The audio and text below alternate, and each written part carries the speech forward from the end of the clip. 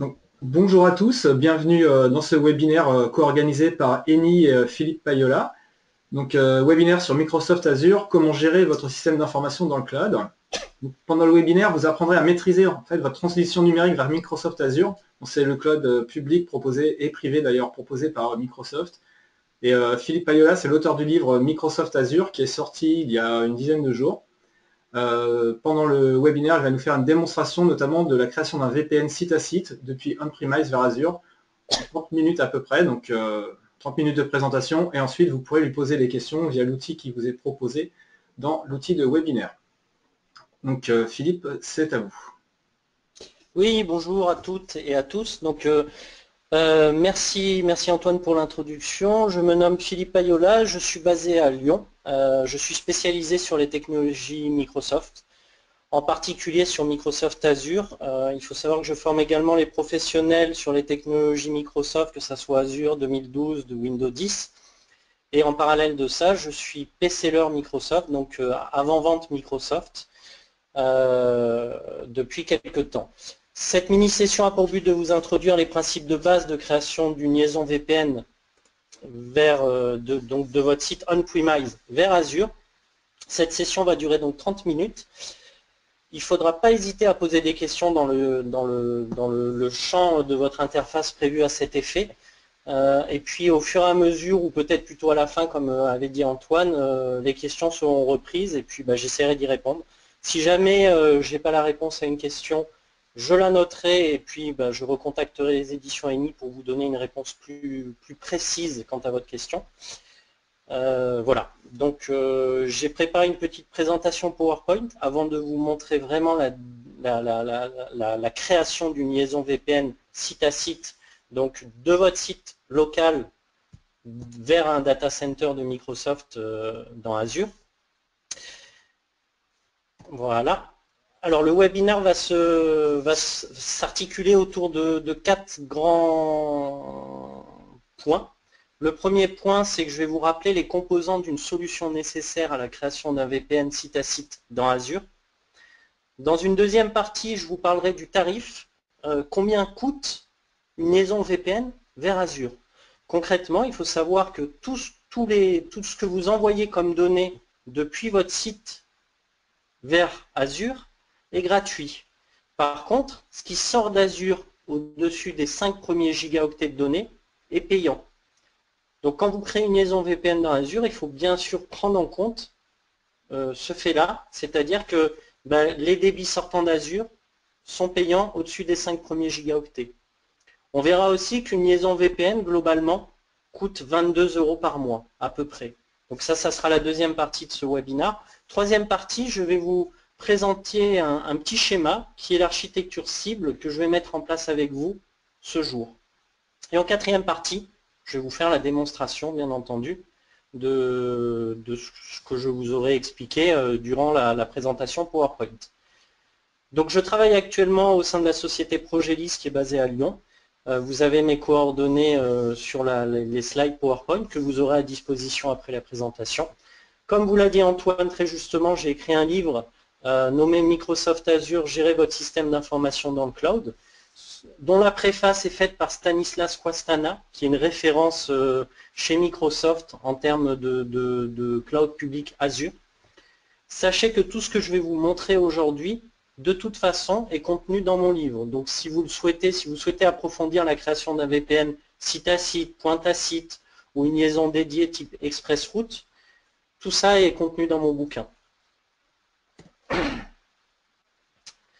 Donc pour rappel, Azure, je vous ai mis quelques chiffres pour vous montrer l'ampleur de cette technologie et de toutes les fonctionnalités qu'elle apporte depuis Microsoft. Donc d'abord, Microsoft nous dit qu'il y a 125 000 nouveaux abonnements de clients Azure par mois. Sachant qu'un abonnement Azure est gratuit à son ouverture, vous ne payez que ce que vous consommez. C'est pareil quand vous vous retrouvez au restaurant, que vous avez un plateau repas, vous allez choisir un dessert, une entrée, un plat, et vous ne payerez à la fin que ce que vous avez choisi. Donc il est bien important de comprendre que tant que vous ne consommez pas des ressources dans Azure, vous ne payez rien. Azure propose et héberge plus de 1,4 million de bases de données SQL.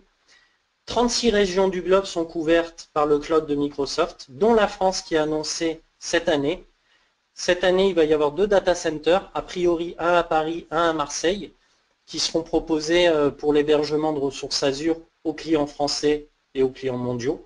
Donc en termes de protection de données, je continue à maîtriser mes données, quelles qu'elles soient.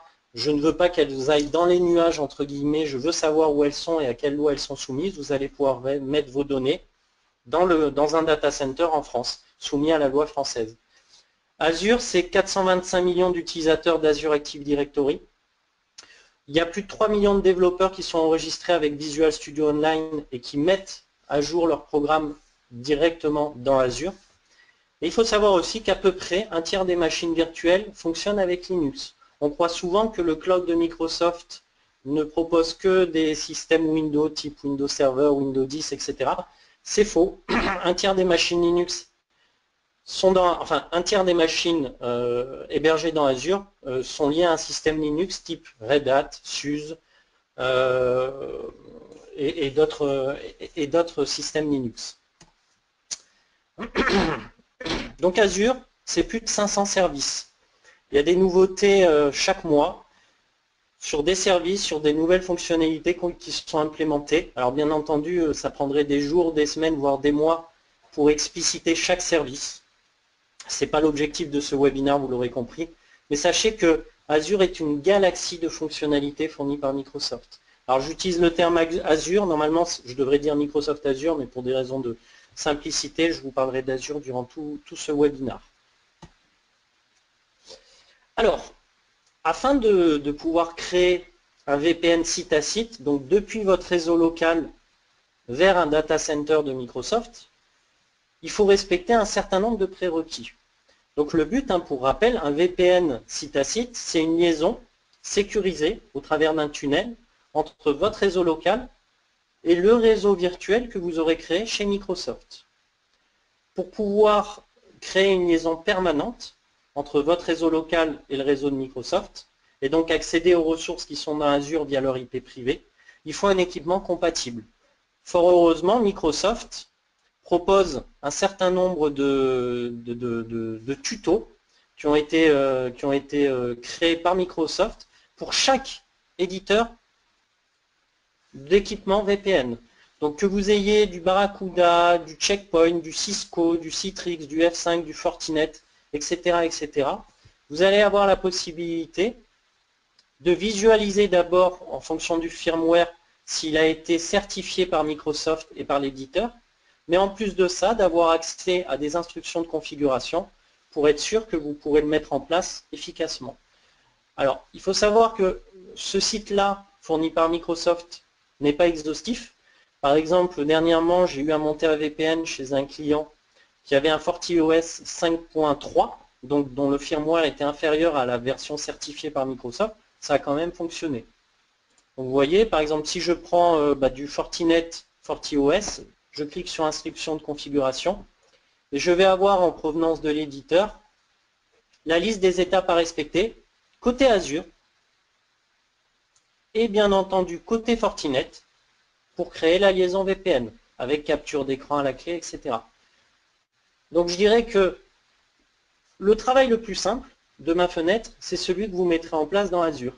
Et après, il faut avoir une solide compétence et une solide connaissance de votre réseau local et donc de son espace d'adressage interne pour pouvoir mettre en place la solution. Ensuite, il est bien entendu nécessaire de savoir si vous allez opter pour une configuration à base de policy-based ou de route-based. Alors, une policy-based, c'est quoi? Donc les passerelles basées sur des stratégies implémentent des VPN basées sur des stratégies chiffrant et acheminant les paquets via les tunnels IPsec. Il faut savoir que la stratégie est généralement définie en tant que liste d'accès dans les configurations de VPN. Ça, c'est le route-based. Le routage dynamique donc, implémente des VPN basés sur des itinéraires. Les VPN basés sur l'itinéraire utilisent des itinéraires dans l'adresse IP de transfert ou la table de routage pour acheminer les paquets dans leur interface de tunnel correspondante. Donc au départ, choisissez bien entre policy-based ou route-based. Si vous vous trompez, il faudra malheureusement supprimer la configuration VPN et la recréer.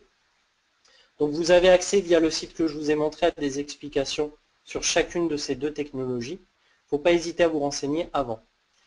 Pour pouvoir créer une liaison VPN vers Azure, il faut bien entendu un abonnement Azure actif. Il vous faut une liaison Internet fonctionnelle puisque la liaison VPN par défaut va passer via votre connexion Internet. Et il faut aussi que vous ayez une bande passante en sortie conforme aux besoins. Il est bien entendu primordial, en fonction de votre besoin dans Azure, de prévoir le tuyau nécessaire pour faire transiter les données. En général, le goulet d'étranglement, il ne se fait pas au niveau Azure, donc pas au niveau de la bande passante que Microsoft alloue à ses clients, mais bien au niveau de la bande passante du client. Par exemple, typiquement, si je veux sauvegarder des données dans Azure, il va falloir forcément que je dimensionne ma bande passante en sortie pour pouvoir sauvegarder ces données via Internet dans les data centers Microsoft. Alors, maintenant que je vous ai expliqué les prérequis, je vais vous parler des différents composants de la solution que je vais mettre en place avec vous aujourd'hui. Donc d'abord, dans Azure, il vous faut un réseau virtuel. Donc un réseau virtuel dont une classe d'adresse IP a été définie par vos soins.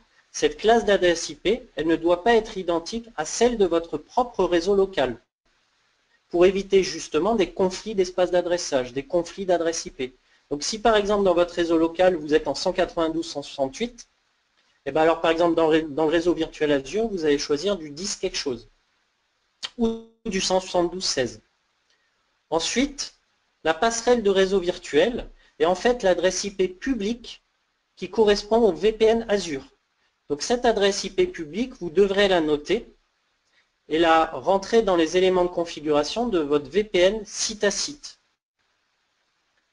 La passerelle de réseau local, c'est dans Azure ce qui représente votre réseau interne, donc votre réseau on-premise.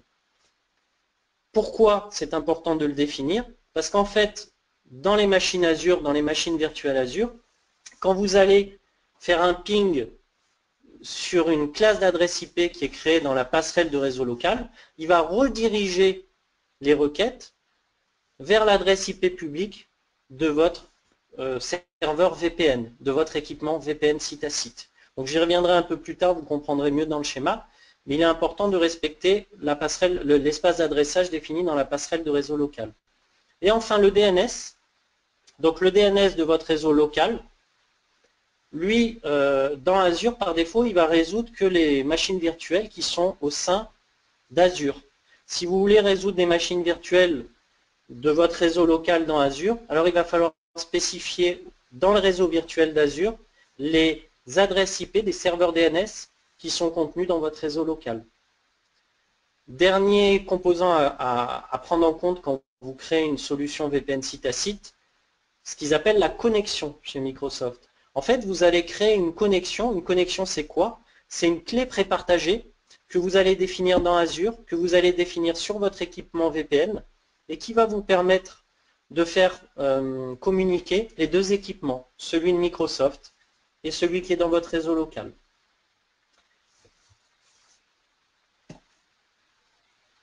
Les tarifs. Alors, les tarifs, ils sont basés sur la calculatrice Azure. Calculatrice Azure qui est disponible en ligne via un site internet. Donc il faut savoir que la calculatrice Azure, c'est la référence pour tous nos clients. Elle est basée sur les prix publics Microsoft, ce qui veut dire qu'en fonction de ce que vous allez estimer sur le portail Azure, ce n'est pas forcément ce que vous allez avoir comme facture à la fin du mois. Tout dépend du contrat que vous avez avec Microsoft. Quand vous utilisez la calculatrice Azure, elle vous fournit un devis. Il n'y a aucun coût de démarrage à créer un abonnement Azure. Il n'y a non plus aucun frais d'annulation. L'extrapolation se fait à l'heure, mais la facturation est à la minute. Donc dans un mois, vous avez à peu près 744 heures, qui correspond à 31 jours. C'est ce nombre d'heures que vous allez définir dans la calculatrice Azure pour estimer la durée de fonctionnement de votre VPN site à site. Il est bien entendu admis qu'un VPN site à site doit fonctionner 24 heures sur 24. Le paiement peut se faire mensuellement ou annuellement. Vous pouvez ajouter des composants tels qu'une machine virtuelle, un compte de stockage, pour pouvoir estimer tous vos services Azure et donc estimer le coût que cela va le coût mensuel. Donc alors la calculatrice Azure, très simple. Calculatrice Azure, voilà. Donc, calculatrice Azure dans votre navigateur. Donc, première chose, je vais ajouter des composants. Donc, alors pour ajouter des composants, je clique sur ajouter des éléments. Moi, ce qui m'intéresse, c'est de savoir combien va me coûter ma liaison VPN. Donc, je vais cliquer sur passerelle VPN. Ce qui m'intéresse aussi de savoir, c'est la bande passante que je vais utiliser. Donc, la bande passante sortante. Puisque la bande passante qui sort de votre entreprise est gratuite, n'est pas facturée par Microsoft. Par contre, pour rappel, ce qui sort des centres de données Microsoft est payant au-dessus des 5 premiers gigaoctets. Donc je vais cliquer sur bande passante. Et puis, pour faire le test de votre liaison VPN, il est bien d'avoir une machine virtuelle dans Azure, dans le réseau virtuel qui sera créé, sur lequel j'activerai le ping et sur lequel je testerai justement le ping depuis votre réseau local vers Azure et depuis Azure vers votre réseau local. Donc je vais cliquer sur machine virtuelle. Une fois que j'ai fait ça, je clique sur passerelle VPN. Alors vous voyez, une passerelle VPN qu'on utiliserait 24 heures sur 24, qui serait située en Europe du Nord. Alors sachant qu'il y a 2 data centers en Europe, Azure, il y a Dublin et Amsterdam, Europe de l'Ouest, Europe du Nord. Il faut savoir que donc en Europe du Nord, un VPN de base à 744 heures coûte à peu près 22 € par mois. Par contre, il n'est pas défini dans ce tarif les transferts de données qui sortent d'Azure. Donc, pour vous donner un ordre d'idée, si vous aviez déjà 100 gigaoctets de données sortantes dans Azure, alors hop, on va le faire ici, voilà, ça vous coûterait, ouais, bon, pas mal, on y retourne, il y a un petit bug dans la console, c'est l'effet démo.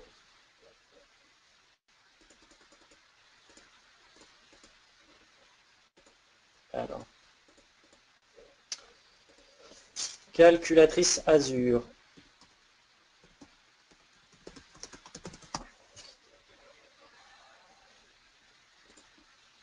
Allez, on réessaye. Parfois Chrome déconne un peu avec la calculatrice Azure. J'ai joué avec le feu. Donc, mise en réseau, bande passante, passerelle VPN et bien entendu, machine virtuelle. Voilà. Je vais diminuer le zoom. Donc, on y retourne. Allô, allô? Oui, c'est bon, a priori. J'ai eu comme une déconnexion. Donc, si je choisis une passerelle VPN en Europe du Nord, avec une passerelle utilisée 744 heures et un transfert de données sortantes de 100 gigaoctets, vous voyez que si je consommais 100 gigaoctets en sortie depuis les data centers de Microsoft, ça me coûterait à peu près 7 €. 100 gigaoctets étant déjà assez énorme en termes d'utilisation de bande passante. Donc globalement, pour 100 gigaoctets de transfert de données sortantes, 744 heures d'utilisation de la passerelle, vous avez à peu près un coût de 29 € par mois fourni par les services Azure. Je continue donc ma présentation et j'attaque la troisième partie qui est l'architecture cible. Alors l'architecture cible telle que je l'ai mise en place pour cette démonstration, c'est d'abord un réseau local d'une entreprise qui serait en 42.00/8 avec un équipement VPN dont l'adresse IP publique serait du 185.183.2.1. Et puis sur la droite, vous voyez l'infrastructure Azure où je mettrai un réseau virtuel qui sera donc différent du 42.00/8 avec une passerelle de réseau virtuel qui sera en fait l'adresse IP publique du composant VPN Azure, une passerelle de réseau local qui correspond bien à l'équipement de l'entreprise. Vous voyez, c'est la même classe d'adresse IP, la même adresse IP. Une machine virtuelle Windows, voire Linux, et un système de DNS pour la résolution de nom. Donc voilà l'objectif de cette démonstration. objectif qui va être défini dans Azure. Donc moi, ce que je vais créer aujourd'hui avec vous, c'est la passerelle de réseau virtuel, la passerelle de réseau local, le réseau virtuel, une machine virtuelle, la connexion. Et après, il faudrait que je configure un équipement VPN. Alors il faut savoir que pour que Azure génère une adresse IP publique pour son équipement VPN, il faut entre 30 et 45 minutes. Donc forcément, on n'aura pas ce temps-là. Donc je vous montrerai le résultat que j'ai mis en place dans un site de démo.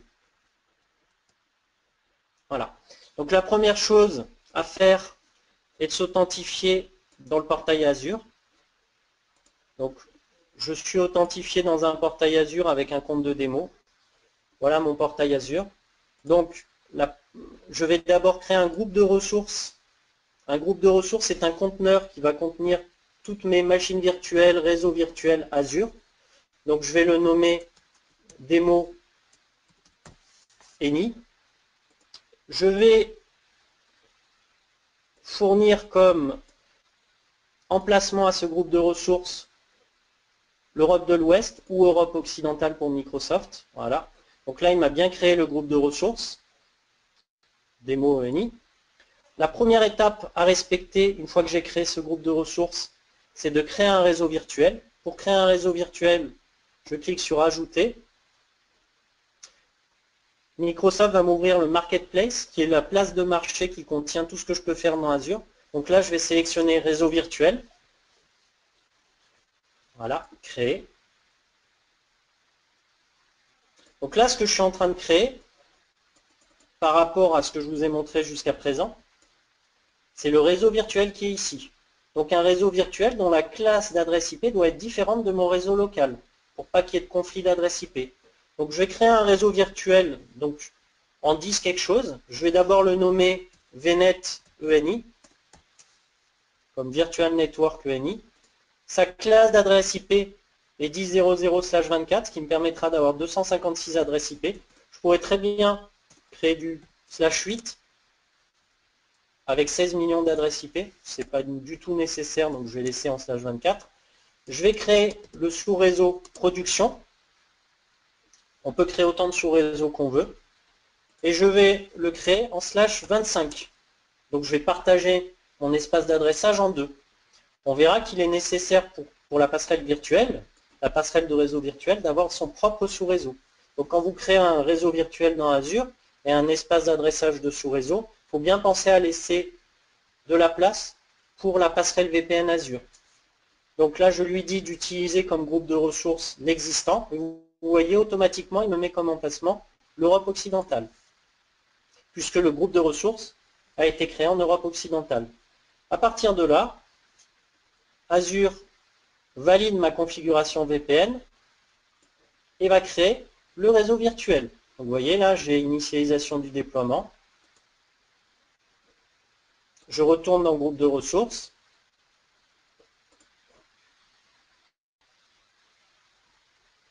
Voilà, j'attends un peu en actualisant. Soumission, déploiement a commencé. Voilà, mon réseau virtuel est créé, VNet ENI. Une fois que mon réseau virtuel est créé, il va falloir créer donc la passerelle de réseau virtuel, qui est en fait l'équipement VPN côté Microsoft avec une IP publique qui sera renseignée dans votre réseau local et dans votre équipement local. Donc pour ce faire, c'est très simple, je fais Ajouter. Donc cette fois, je fournis comme descriptif passerelle de réseau virtuel. Voilà, je le sélectionne et je fais Créer. Donc je lui donne un nom. Donc en général, on dit Gateway. S2S comme site à site et le nom de la société, ENI. Je lui dis bien que c'est une passerelle VPN. Et là, je choisis si elle est basée sur l'itinéraire ou sur les stratégies. Donc je vais laisser baser sur l'itinéraire. Et il va me demander de choisir un réseau virtuel qui supportera cette passerelle de réseau virtuel. Donc, vous voyez, je vais sélectionner VNet ENI. Il me propose lui-même de créer un sous-réseau en /28 avec 16 adresses, ça me va très bien. Et il me propose enfin de donner une étiquette à l'adresse IP publique qui sera générée. Donc là, je vais cliquer sur le bouton créer. Je vais lui donner comme étiquette gateway S2S ENI IP public pour bien voir dans Azure que c'est l'IP public de ma passerelle VPN qui sera disponible. Je clique sur OK. À ce stade-là, il n'a pas encore fourni d'adresse IP publique pour la liaison VPN. Mais tout est prêt pour la créer. Et vous voyez en dessous, il est marqué « L'approvisionnement d'une passerelle de réseau virtuel peut prendre jusqu'à 45 minutes ». Donc là, je clique sur « Créer ». Et là, il est parti. Alors en règle générale, ce que j'ai pu voir, c'est qu'il faut entre 20 et 30 minutes pour créer la passerelle VPN via son IP public. On n'a forcément pas le temps d'attendre autant de temps. Donc nous, on va continuer les autres étapes de création. Donc parmi les autres étapes de création, il va falloir que je définisse l'espace d'adressage de votre réseau local, du réseau on-premise. Pour ce faire, c'est très simple. Il suffit que je sélectionne passerelle de réseau local dans le marketplace. Voilà. Je sélectionne passerelle de réseau local. Dans passerelle de réseau local, je vais lui donner un nom. Donc le nom en général c'est on-premise local, comme réseau local, ENI. Là, je dois renseigner l'adresse IP publique du VPN site à site de votre entreprise. Donc dans mon exemple, j'avais mis une adresse IP publique de type 185.183.2.1. 185.183.2.1. Et là, dans ce champ-là, je vais définir l'espace d'adressage local de votre réseau on-premise. Donc là, moi, dans mon exemple, j'ai pris du 42.00/8. 42.0.0.0/8. Je peux en ajouter plusieurs d'espaces d'adressage de votre réseau local, hein, bien entendu. Voilà. Donc il valide. Je lui dis que ça doit bien faire partie du groupe de ressources actuel en Europe occidentale. Et donc là, ce que j'ai fait, par rapport à l'attendu, je vous remonte le schéma cible, pardon. Ce que j'ai fait, c'est que j'ai créé le réseau virtuel, j'ai créé la passerelle de réseau virtuel, elle est en cours, et elle me fournira une adresse IP publique. J'ai créé la passerelle de réseau local qui correspond à votre équipement VPN qui est ici. Et j'ai dit à Azure que pour toute requête depuis Azure vers le réseau 42.0.0.0/8, alors il faut renvoyer les données, les flux, vers l'équipement VPN 185.183.2.1. Il ne me reste plus qu'à créer une machine virtuelle, ce que je vais faire pour la démo. Voilà. Donc il ne me reste plus qu'à créer une machine virtuelle. Donc vous voyez, au fur et à mesure, Azure crée les composants nécessaires. Donc il a déjà créé la passerelle de réseau local, la passerelle de réseau virtuel est en cours avec son adressage IP public. Donc là, je vais créer une machine virtuelle sur laquelle je vais activer le ping. Donc ça se fait très simplement. Je clique sur le bouton Ajouter. Dans Ajouter, je tape Windows Server 2012 Data Center. Ça sera l'OS que j'ai choisi. Je clique sur Créer. Voilà. Donc là, je vais définir le nom d'une machine virtuelle ainsi que sa taille et les paramètres associés. Je vais vite passer sur ces étapes, hein, puisque ce n'est pas l'objet de la démo d'aujourd'hui, mais voilà, au moins je vous montrerai de bout en bout comment tester la liaison VPN. Je choisis comme disque un HDD, admin ENI, un mot de passe de 12 caractères minimum, je ne peux pas faire moins avec Microsoft. Voilà. Le groupe de ressources, l'emplacement, donc démo ENI comme groupe de ressources, emplacement Europe occidentale. La taille de la machine virtuelle. Donc je vais prendre vraiment le minimum, c'est-à-dire du A1 standard, ce qui me paraît ce qui me paraît pas du tout cher. Donc elle aura une taille de 1 cœur avec 1,75 gigaoctets de RAM et elle me coûtera approximativement 56 € par mois. De toute façon, une fois que j'aurai testé le ping sur cette machine virtuelle, je l'arrêterai puisqu'elle ne me servira plus à rien à ce niveau-là.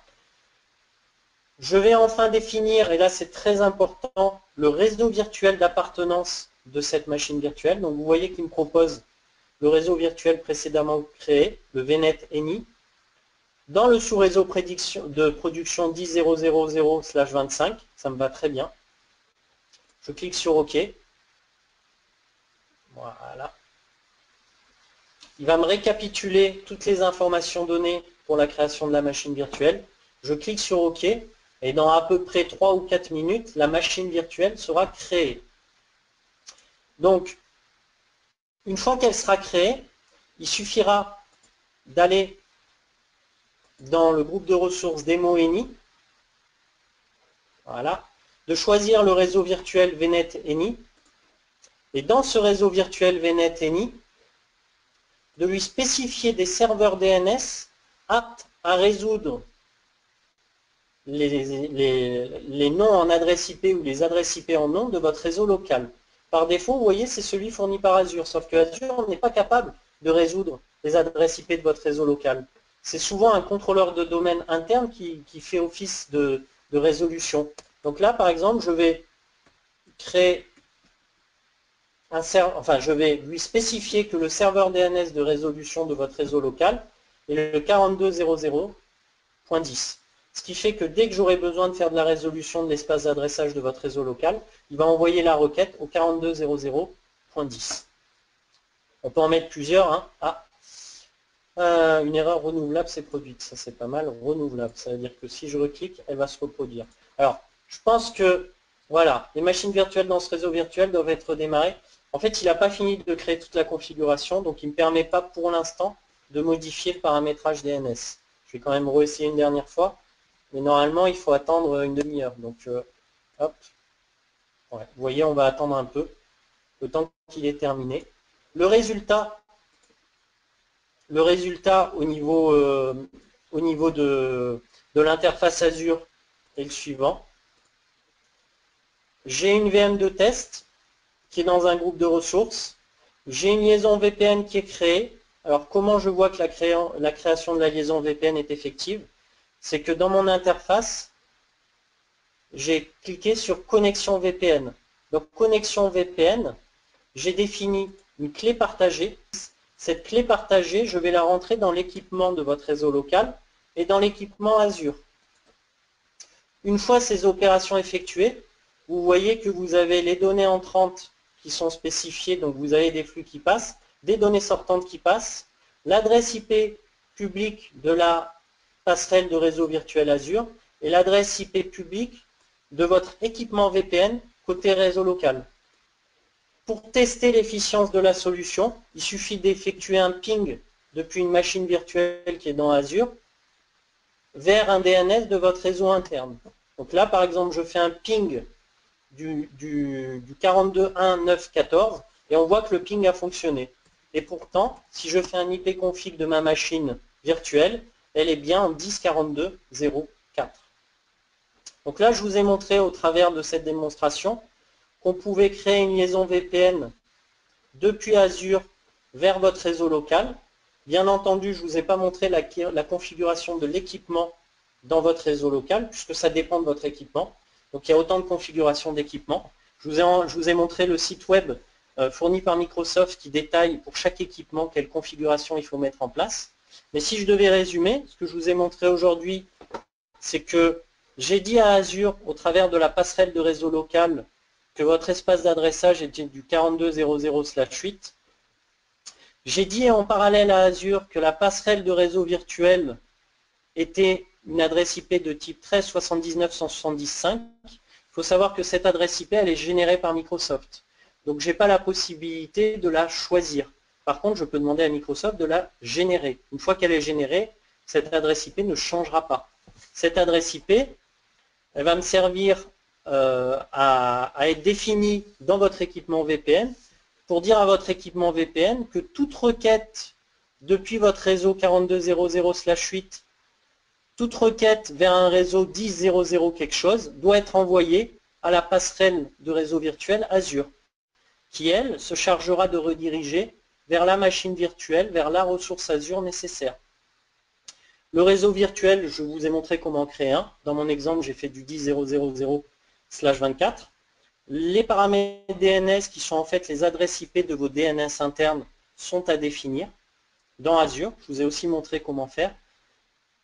Le paramètre connexion, qui est en fait la clé prépartagée à définir sur vos équipements, vous a été montré aussi. Une fois que vous avez fait tout ça, il suffit sur la machine virtuelle Azure d'activer l'ICMP, donc le ping. Idéalement, d'activer dans votre réseau local une machine pour le ping aussi, et de tester le ping entre les deux parties. Si le ping passe, alors tout passe. Pour terminer sur mon explication, il faut savoir que Microsoft fournit pour chaque machine virtuelle un firewall qu'ils appellent un Network Security Group, un NSG. Ce NSG, il est attribué à chaque machine virtuelle et il vient en complément du firewall de la machine virtuelle. Donc si j'ai une machine virtuelle Linux, je vais avoir de l'IP table en firewall, et si j'ai une machine virtuelle Windows, je vais avoir le firewall avec fonction avancée de sécurité. Il faut savoir que ces deux firewalls travaillent en conjonction avec le NSG qui leur est attribué. Et donc il faut savoir aussi, et enfin, que Azure lui accepte tous les flux entre les deux réseaux virtuels, celui de votre réseau local et celui qui est dans Azure, et c'est dans votre équipement VPN que vous allez filtrer ce qui peut être envoyé vers Azure. Typiquement, dans l'équipement VPN, je vais laisser passer par exemple le protocole bureau à distance, donc RDP 3389, le protocole de résolution DNS, et par exemple le protocole de réplication de l'Active Directory via le dossier sysvol. Et ça va me permettre d'avoir une extension de mon data center dans Azure via le procédé d'Active Directory. Je mets ça beaucoup en place chez des clients, puisqu'en fait on se rend compte que il est peu cher, enfin le coût est faible de création comment vous dire, d'une extension de votre domaine Active Directory dans Azure. Je m'explique très simplement, pardon, fausse manip. Si vous avez des contrôleurs de domaine dans votre réseau interne, vous créez une machine virtuelle Windows 2012 R2 dans le réseau virtuel Azure, vous créez la liaison VPN, vous promulguez cette machine virtuelle en tant que contrôleur de domaine de votre réseau local, et via la réplication sysvol, automatiquement tous les objets de votre Active Directory seront répliqués dans Azure. Ce qui vous permettra de pallier à un problème typique qui est j'ai un contrôleur de domaine en panne ou deux contrôleurs de domaine en panne dans mon réseau local, automatiquement mes utilisateurs via la liaison VPN se connecteront et s'authentifieront dans Azure de manière totalement transparente. Voilà, j'ai terminé à peu près dans les temps mes explications. Il reste à peu près 5-10 minutes pour les questions éventuelles. Antoine, je te laisse la parole.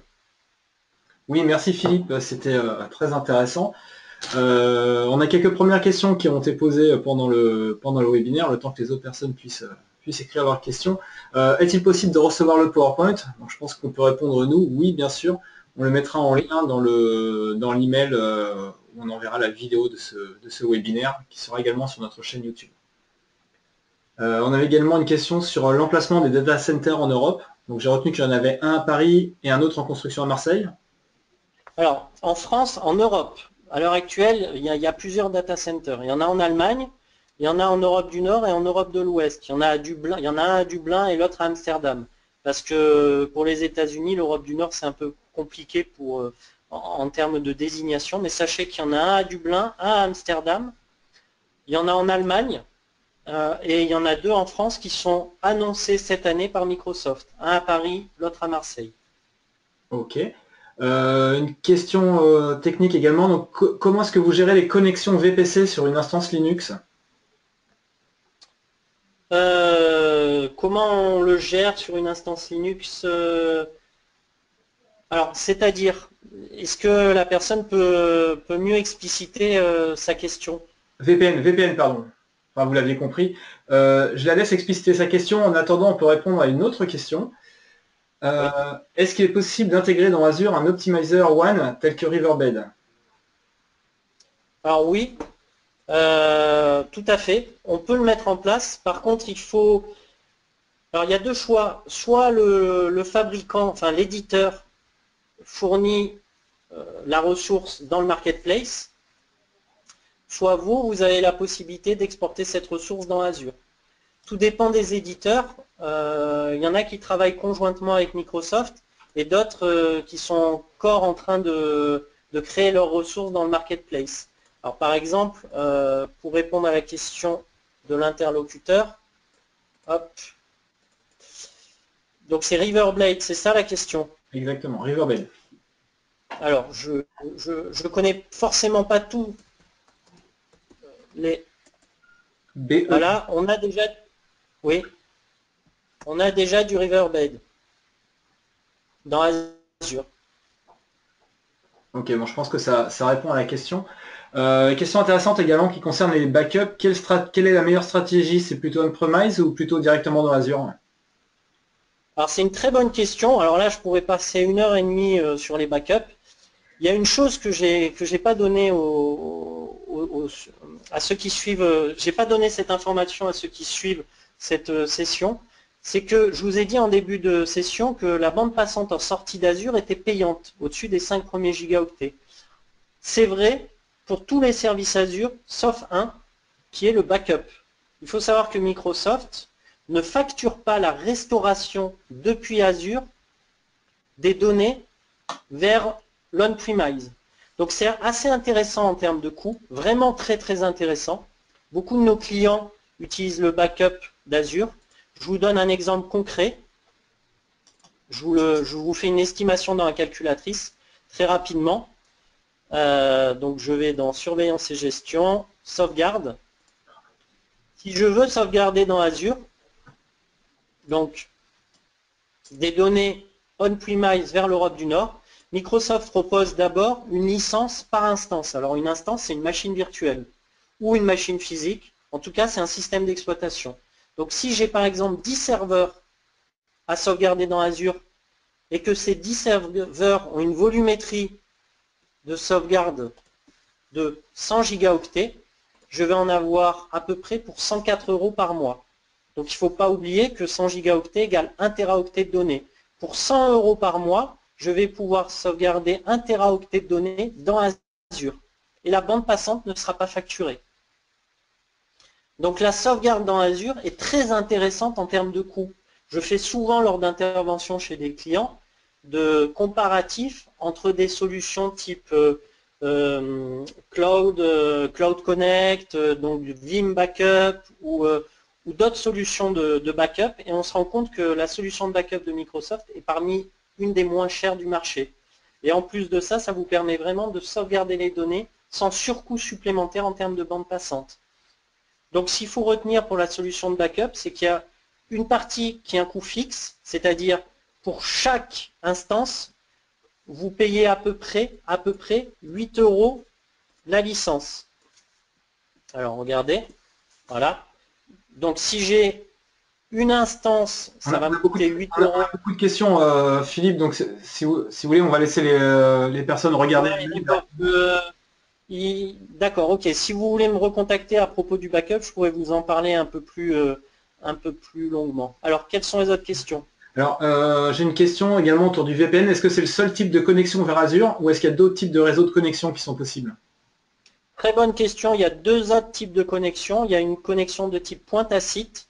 En résumé, ça veut dire que depuis mon poste de travail, donc depuis mon ordinateur portable, je vais pouvoir créer une liaison VPN vers un réseau virtuel. Donc ça sert beaucoup aux administrateurs qui sont en astreinte, qui sont chez eux, ils ont un problème dans Azure, ils se connectent via la liaison VPN pointe à site dédiée, sans passer par une liaison VPN site à site. Donc c'est un petit agent qu'on installe sur le client de l'ordinateur. Deuxième réponse à cette question, vous avez une liaison dédiée que Microsoft appelle ExpressRoute, où là vous avez un service garanti, un SLA garantie, vous avez une QoS, donc une Quality of Service qui est fournie par Microsoft. Par contre, c'est une solution qui est bien plus chère qu'une simple liaison VPN. En France, vous avez des fournisseurs type Colt ou Orange qui proposent ce type de prestation. Donc c'est une liaison MPLS dédiée. Autre question? Ok, merci Philippe. J'ai plusieurs questions qui se rejoignent. Est-ce qu'on peut tout publier dans le cloud? C'est-à-dire, j'ai un site web, enfin quel type de service est-ce qu'on peut intégrer dans le cloud? Des sites web? Alors, techniquement, vous pouvez tout publier dans le cloud. Il faut savoir que quand vous répliquez une donnée entre des data centers Microsoft, la donnée est soumise aux lois des pays dans lesquels elle transite. Donc, ce qui veut dire que si je crée une ressource, une machine virtuelle en Europe de l'Ouest ou en Europe du Nord, je vais être respectivement soumis aux lois de Dublin ou d'Amsterdam. En plus, il y aura une déclaration à la CNIL à faire, etc. Donc, votre donnée, elle va être soumise à plusieurs lois. Oui, techniquement, on peut publier toute ressource, que ce soit une machine virtuelle, un site web dans le cloud de Microsoft. Mais après, il y a des questions juridiques qui se posent. Alors, on entend parler beaucoup du Patriot Act, etc. Ça pourrait faire l'objet aussi d'une autre conférence sur le sujet juridiquement, qu'est-ce que vous risquez à mettre vos données dans le cloud. Sachez juste, pour résumer, que comme il va y avoir des data centers en France, vous pourrez publier vos données en France et être soumis à la loi française. Et à l'heure actuelle, seules les données santé doivent rester dans l'hexagone. Voilà, pour toutes les autres données, vous pouvez les mettre dans l'Union européenne. Alors, je ne parle pas bien sûr de données plus sensibles, type ministère de l'Intérieur ou ministère de la Défense. Autre question? Oui, alors quand vous parlez de marketplace, qu'est-ce que vous entendez par là? Est-ce que c'est une plateforme d'offres applicatives qui peut être intégrée dans l'infrastructure Azure? Comment ça se passe? C'est une plateforme applicative qui est intégrée dans l'infrastructure Azure. Donc la personne qui a posé la question a donné la réponse dans sa question, effectivement. Quand je veux rajouter une ressource, vous voyez, sur mon écran, il y a marqué place de marché. Je choisis la catégorie de cette ressource. Donc par exemple, je veux faire de la machine virtuelle. Et là, j'ai un certain nombre de systèmes d'exploitation qui sont proposés. Je peux cliquer sur tout afficher. Et dans le champ de recherche, je peux lui dire, bah, par exemple, moi je veux du Red Hat. Mais je ne veux pas n'importe quelle version de Red Hat, je veux une version 6.8 ou 7.3, ou je veux une SUSE, etc., etc. Donc le marketplace, c'est une place de marché où tous les éditeurs, ou en tout cas beaucoup d'éditeurs, mettent leur système d'exploitation, mettent leur applicatif dans Azure et vous permettent de louer cet applicatif. Parce que le cloud, c'est ni plus ni moins qu'une location de ressources. Ok. Voilà pour l'explication. Merci. Alors, j'ai un internaute également qui a du Linux chez lui, qui a un firewall en Linux sur son réseau. Est-ce qu'il a besoin d'une configuration particulière? Non. Si son firewall a... Alors pour une liaison VPN, hein, je Oui, parle. pour se connecter. Si son firewall a une adresse IP... Pardon? Oui, c'est pour se connecter en fait. Voilà. Si son firewall a si sa machine Linux fait office de serveur VPN, alors il faut qu'elle ait une adresse IP publique qui sera rentrée dans la passerelle de réseau local Azure, telle que je vous l'ai montré tout à l'heure. Si maintenant l'internaute veut se connecter à Azure, il faut savoir, sans passer par une liaison VPN, il faut savoir que toute ressource que vous créez dans Azure, comme machine virtuelle, a par défaut une adresse IP publique qui lui est attribuée, que vous pouvez supprimer. Alors je montre pour l'internaute exactement j'explicite. Dans mon groupe de ressources, j'ai créé une machine virtuelle qui s'appelle VM-W2K12R2. Si je clique sur cette machine virtuelle, dans la vue d'ensemble de cette machine virtuelle, son adresse IP publique va apparaître. Et donc il va pouvoir se connecter, alors pour une machine Windows en bureau à distance, pour une machine Linux en SSH, via l'adresse IP publique de cette machine virtuelle. Sachez cependant que pour des raisons de sécurité, il vaut mieux créer une liaison VPN telle que je vous l'ai montré aujourd'hui pour accéder à l'espace d'adressage privé de chaque machine virtuelle. Puisqu'en fait, quand vous créez une ressource dans Azure, type machine virtuelle, elle a une adresse IP publique qui lui est attribuée et une adresse IP privée. Autre question? Ok. J'ai une question qui rejoint peut-être celle un peu de tout à l'heure. Donc, est-ce qu'on peut faire un backup d'une machine virtuelle dans VMware, donc sur un réseau local, vers Azure? Alors oui, mais Antoine, si je commence à tout expliquer, vous allez me dire non, on dépasse et c'est pas bon. Pour résumer par rapport à l'internaute, à sa question, vous avez la possibilité de créer ce qu'ils appellent un vault, c'est-à-dire un coffre-fort dans Azure. Dans ce coffre-fort, vous allez pouvoir lui spécifier via une liaison VPN le nom d'un serveur. Alors Microsoft appelle ça un serveur ABS, Azure Backup Server. Ce serveur, il sera installé localement dans le réseau local de l'entreprise, va déployer des agents sur l'infrastructure VMware, c'est-à-dire que dans ce serveur, vous allez lui spécifier l'adresse IP du serveur vSphere, le login password pour parser les machines virtuelles VMware de son infrastructure locale.